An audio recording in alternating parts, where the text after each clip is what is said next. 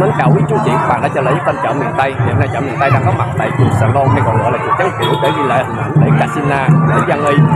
vào Khmer 2025 như thế nào. Ngày mới xin chúc mọi người một ngày mới vui vẻ đồng hành cùng mình để tham quan lễ hội ngày hôm nay.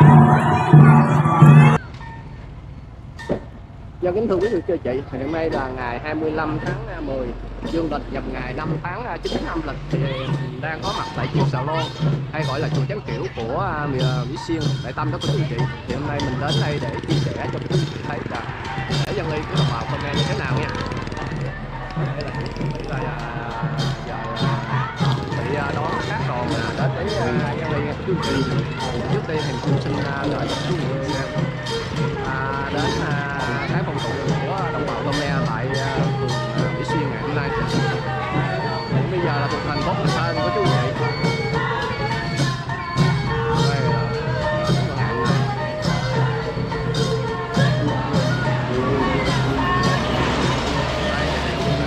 Xin ghi lại cái cảnh nhộn nhịp ha trong cái lễ hội của đồng bào.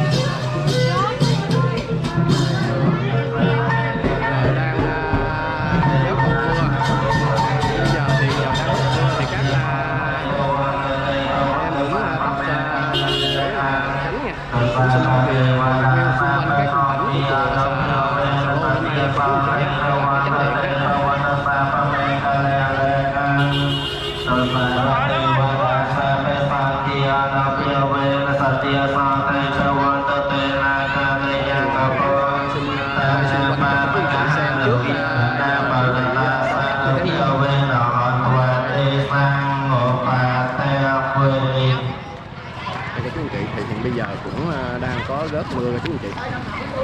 thì mình cũng xin chia sẻ với chú anh chị xung quanh cái hình ảnh của chùa ngày hôm nay. Mình đang chuẩn bị đón cái lễ Casina của chú anh chị.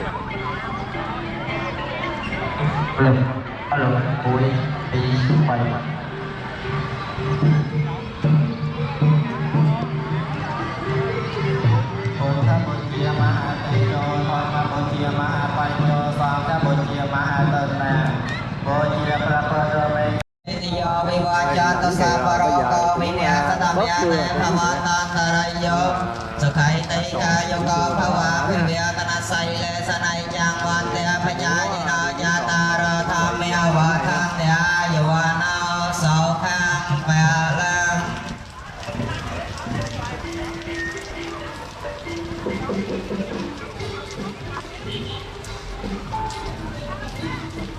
Rồi, mình cũng quay giúp suy nghĩ về các đoàn vô như thế nào thì lần này thì trời cũng đã tạnh mưa từ từ rồi các chú anh chị thì mà cả nhà bắt đầu đón xe các đoàn vào trong chùa để làm lễ nha.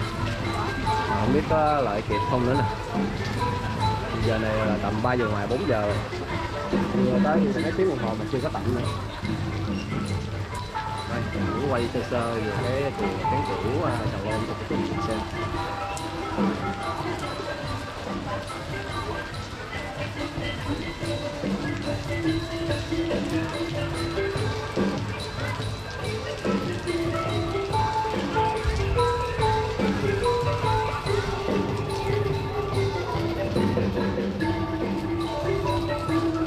Bây giờ là chuẩn bị đón các đoàn vô ha. Đây, bây giờ vừa tạnh mưa thì ở đây chuẩn bị cái gì vậy? Rồi bắt đầu theo dõi video ngày hôm nay nha.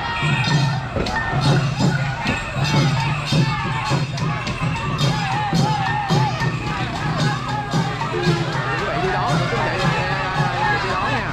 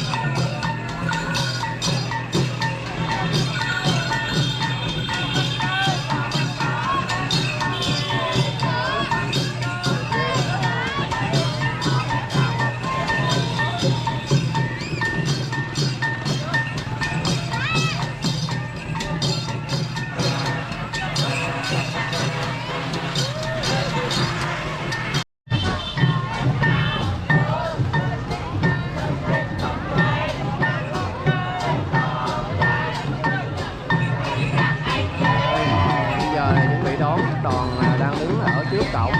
mưa vừa tạnh thì bắt đầu các người ta sẽ bị đón vô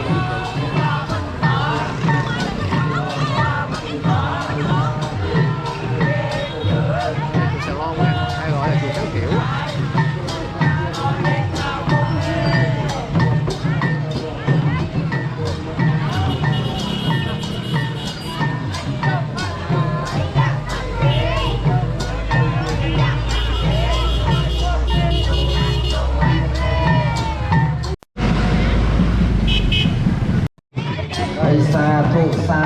sa thu nhằmประกาศรณากระทรวง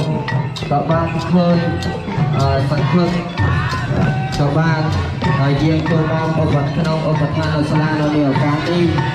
สู้นารีสลับพ่อวางดำในกระตุ้นเราสังคมในองค์การสมัครเราเดียวกันนี้สาธุขอตัวงานก็ไม่ได้ยืนทรงอ่อนเยี่ยมมาเรียนและจะเรียนยุบเยินดูรอบโรยในหัวใจวันนักทรงอ่อนเป็นพอสมอได้เกิดไทยทรงเรื่องสมพันทรงอ่อนเป็นสิ่งใดสบายเจ็บและทรงอ่อนเป็นกำลังกายและกำลังเพียรเป็นสมบัติไปสมบัติมนุษย์สมบัติเทวดาสมบัติอาจารย์ประธานเพียรยังให้จิตตั้งกับตัวเองสมบัติความสุขสมบัติประธานบอลเย็นโดนจะได้อย่างไรอย่างนั้น Betul Allah Subhanahu wa taala berasal dari Allah.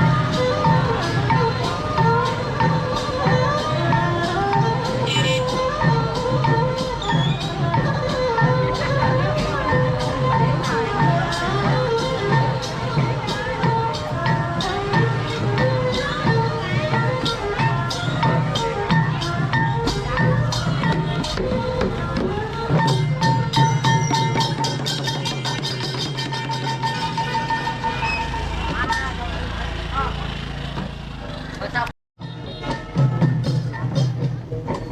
là lễ Casina của chùa Sào Lôn hay gọi là chùa Trấn Kiểu chú chị ơi. Bà con mình cũng tập trung về đây cũng rất là đông rồi.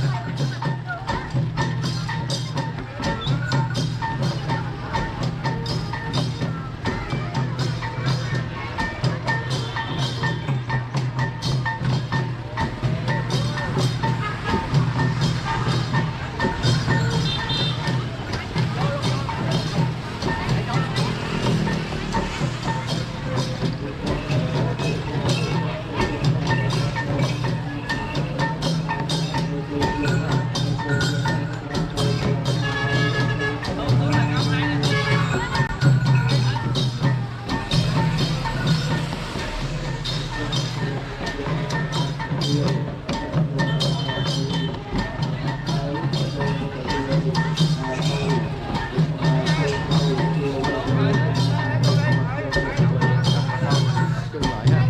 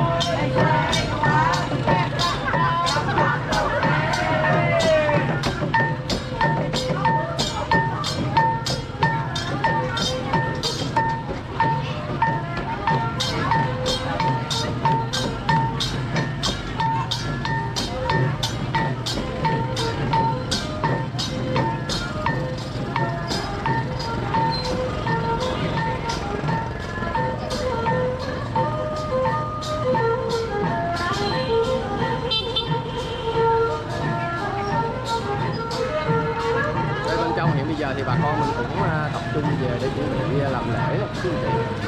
Do trời mưa cũng khoảng tầm hơi lâu cho nên bây giờ mới tạnh mưa thì chắc còn dương bông. để dân y thì cũng chuẩn bị vào bên trong chùa để làm lễ nha. Đây bà con mình tập trung về khu vực ở phía sau chỗ cột cờ này, ta cũng rất là đông rồi. Do ảnh hưởng của cơn mưa chiều nay cho nên các đoàn hơi trễ so với dự kiến. Chú cũng thấy là hiện bây giờ là trong chùa của chùa Sầm Lon hay gọi là chùa Trấn Kiểu đó, hiện bây giờ rất là đông rồi. Con tập trung về đây để chuẩn bị lễ nha.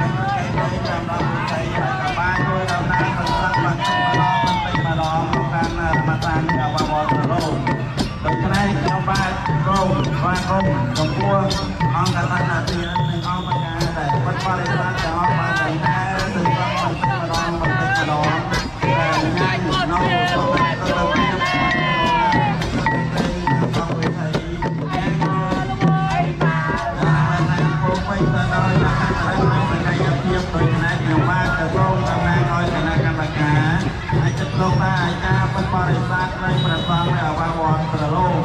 sông xoa không nó ăn đặt ăn đặt tiền để ăn mà ca này bất ba để sát tăng ngày ngày họ nó đang ra mặt ăn từ bọn từ lâu như thì buôn ta chạy cả này đây là cha là tiền là bán con tiền là nhà ta phải ăn này để nhà nói là sao là tôi lâu là cái điều này bất ba để sát tôi là sao là lâuอยู่ในกระทันหันนี้เลยนะต้องเอาโอกาสที่เอาเลยนะว่าไอ้ท่านจะร้องเราง่ายๆเลย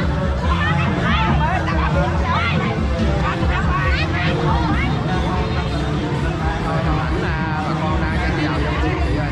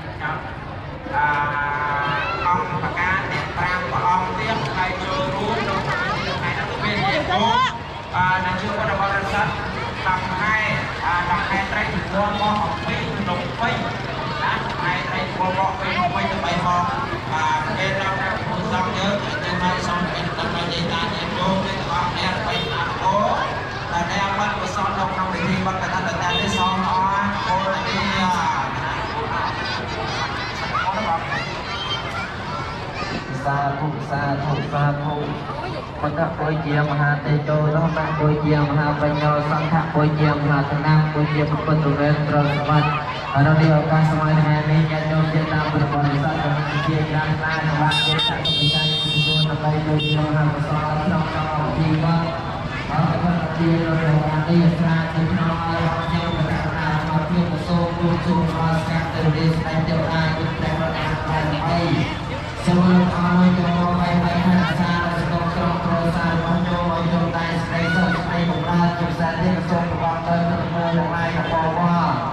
Buat pengajar dulu semuanya jauh Vietnam yang berjalan biar yuk rap roy bersama nak semua yang bawa sebagai orang cai sokong orang sokak semua yang sokai sebaikan. Melihat semua yang tenangkan dan tenang sedia jurusan dia kesokong dan sebagai sebab terus semua sebagai sebab dia orang cai biệt thật đồng thầy yang ai chia tay ta không có bê với sự mạnh thật tôi sẽ gâyรับนาcó nhận được điều này này là lúc của tôi qua ba sự này nơi đâyรับนาcủa ấy a khang ơi tôi mới chơi a ô đẹp đi đây có chú chị gì bắt đầu đòn bắt đầu tiến vào bên trong bổn chùa chú chị em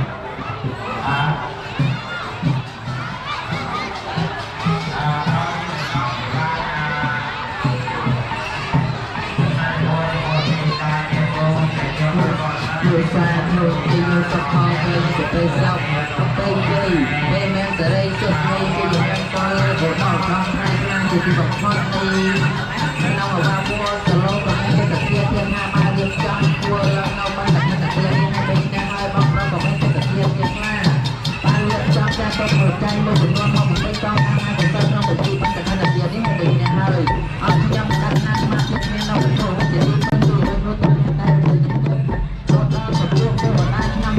cho nhau phải luôn nhau phải đây phải họ tập trung chơi tam bay bắt thẻ sang trong cuộc sáng hỏi tay từ đây xong lên sẽ hình ra rồi họ mới ở đôi kia này thì phải sang các tam bị hai đi to lên tay của họ ba phải đôi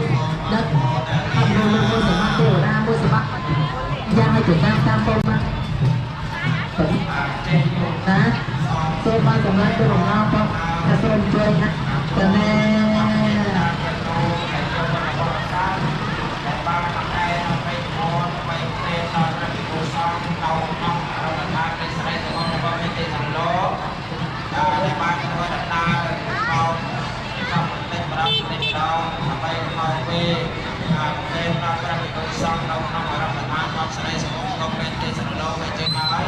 Bây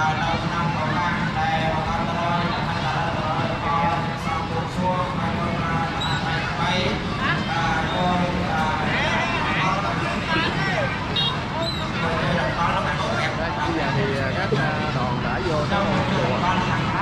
để dung vào trong cái chương trình. Thì bây giờ thời tiết thì cũng đang chuyển mưa cho nên tranh thủ ha, cũng ghi lại cho các quý vị xem ở khu vực làm lễ chuẩn bị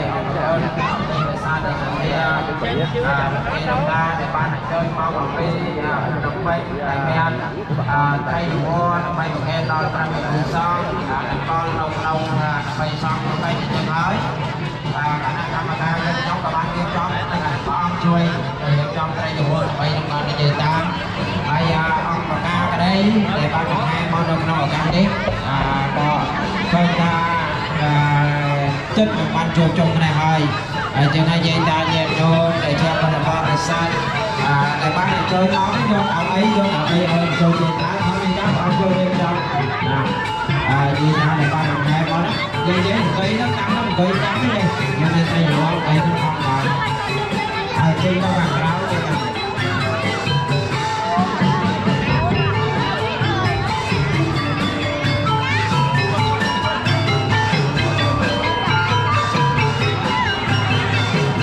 ហើយប្រកេនដំណើរដល់ផងនេះយ៉ាងបងណា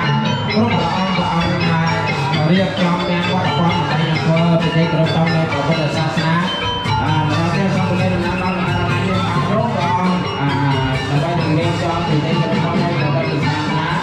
ហើយមួយញាតិញោមជាពុទ្ធបរិស័ទដែលបានអញ្ជើញមកអំពីមកញាតិញោមដែលយកដល់បរិស័ទដែលនៅក្នុងចំណោមទេវមានលោកតាចូលវត្តGiờ chợ miền Tây cũng xin tạm dừng video tại đây. Xin chào quý vị nhà mới vui vẻ đi xem cái tin chợ miền Tây. Nếu có hay thì đăng ký kênh, nhấn chuông chia sẻ cùng em. Xin chân ái chào.